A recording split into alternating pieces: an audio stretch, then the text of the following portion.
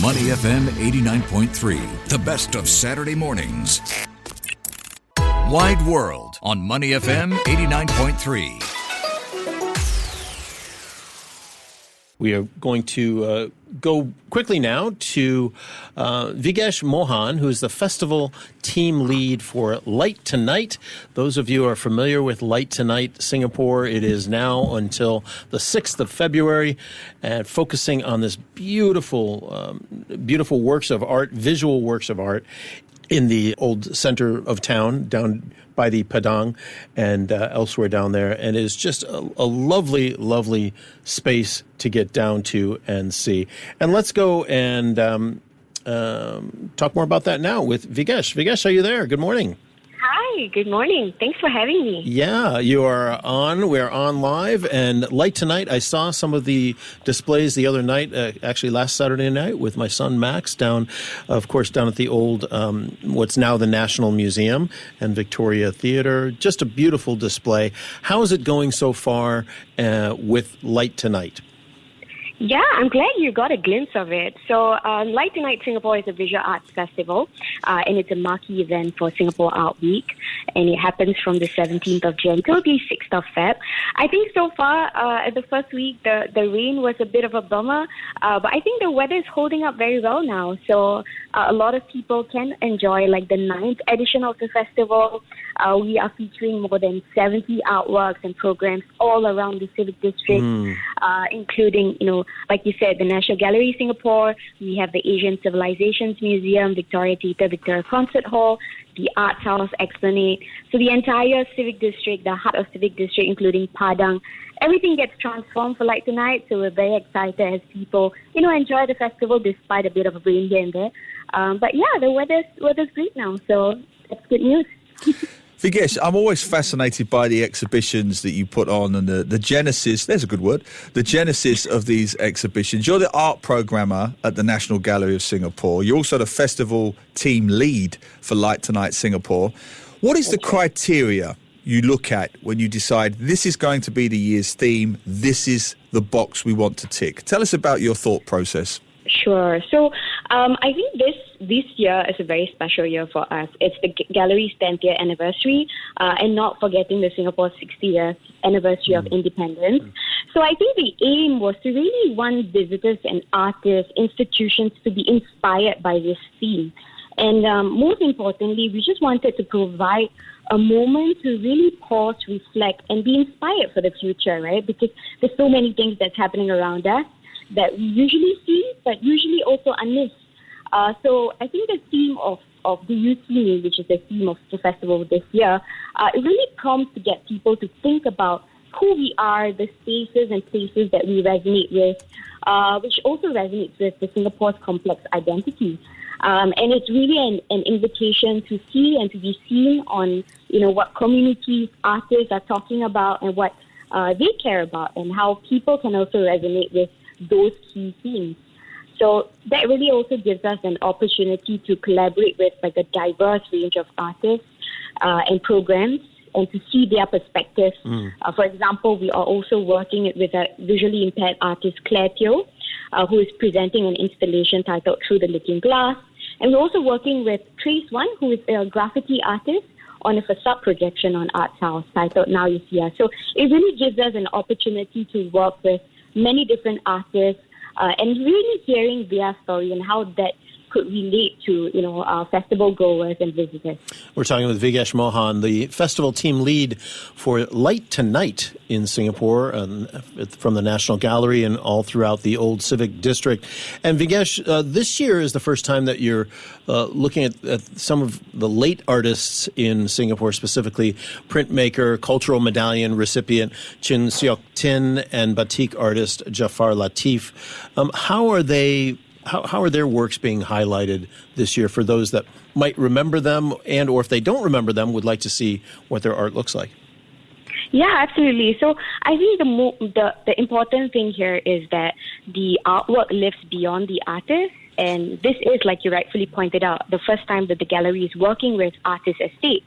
to showcase the legacy of these late artists on our artscapes or monuments light projections. So we've collaborated with an Indonesian animator from Arafura, an animation studio, and how they have interpreted our national collection of works of these late artists, cultural medallion recipient Chong Seok Tin and late batik artist Jafar Latif, to see how these artworks that's in our collection and some of the hidden works of the artists that isn't really on display brought into the facade projection. So we work very closely with the estates, also to bring the story behind their life and their legacy to also be met into a new innovative technology of the facade projection, so really mapping it into such a culturally significant building. So it's been quite exciting. We also realized that a lot of people who don't know about them, this is one way that they could Google and find out a bit more about artists that mean a lot to our Singaporean history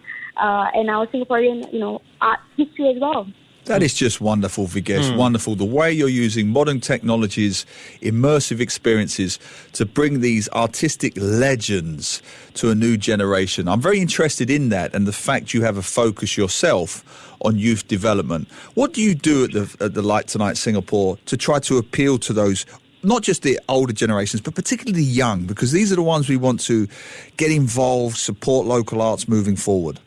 Yeah, as a young person myself, I always think about that. And I think it's also important for us to understand past feedback, also understand what do people resonate with and what relates to young people.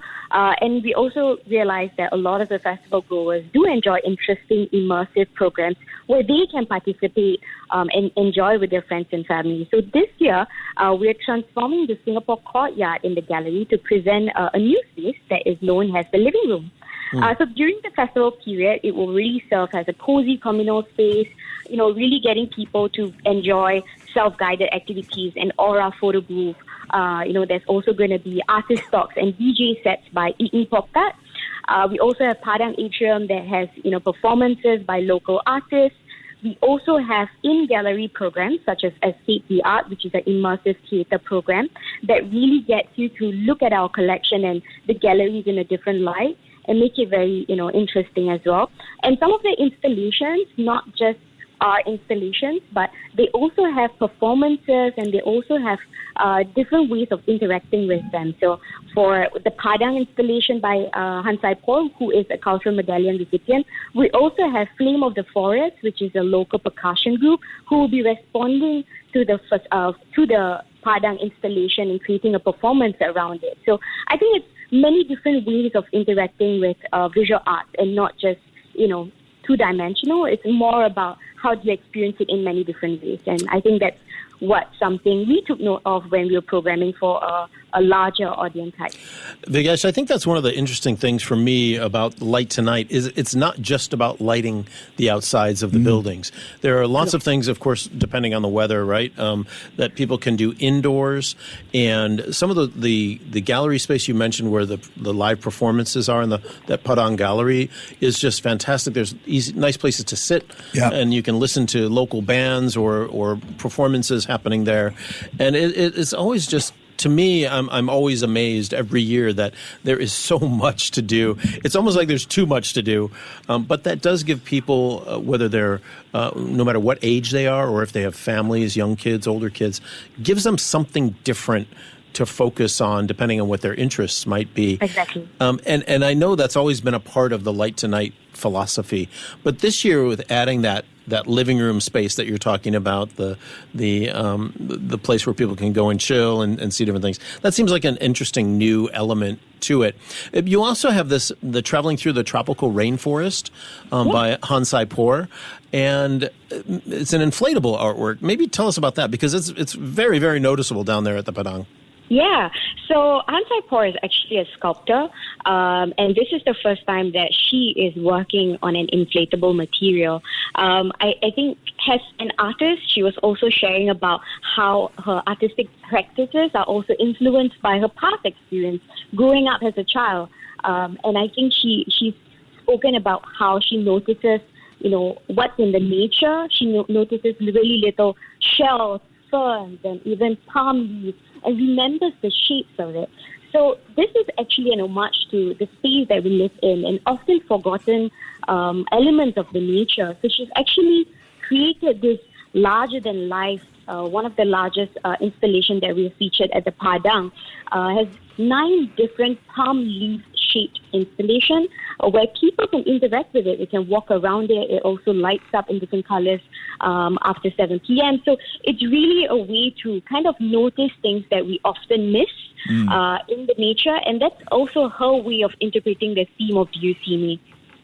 Speaking of beauty, one of the things I personally love about the Light Tonight Singapore Festival is it literally shines a light on some of our most prominent architectural gems that we just walk past or drive past on cars, buses every day, almost take them for granted. This may seem an obvious question, but are the buildings you light up every year set in stone, or do you have variety? Do you say this year we're going to focus on this half a dozen? Is it fixed, the buildings you light up? And how does that determine the theme? I think the important thing that we note is that it's a civic district-wide festival, and it's important for us to also light up every key facade within the civic district. So you have all the major institutions that within that space. And it's also noticing what the different institutions stand for, whether it's literary art, whether it's performance art, and whether it's a particular exhibition that they want to focus on, and how artists can interpret those exhibitions or themes to be brought to life within the facade projection. So that, I think, pairing up the right artist with the right institution is really taken into consideration when planning for facade projections. We try and light up all the significant buildings, because when people come for the festival, it's important for them to see that the entire civic district comes alive. And, facade projection is the best way to do so. But all the time we have different artists. They come up with different concepts inspired by the theme of Do You See Me? And they find their own, artistic practice and how that can be influenced through the facade. But this time around, I think most of our, artists, this is the first time that they're working on a facade projection. So this has been quite a bit of a challenge for them as well. And like I mentioned, phase 1, he talks about the evolution of graffiti art, where, previously it wasn't something that can be, done anywhere and everywhere. But now it is on a, monumental facade on the art tile. So it's really the evolution of graffiti art as a practice, and how he has involved the communities around him to be a part of this work that he's created. So the title of that work is Now You See Us, which is a nice play to the theme as well as how he responds to it. So it's really bringing everything together for the civic district. So everything is transformed for this 3 weeks. We want to encourage everyone to get down to Light to Night, excuse me. There you go.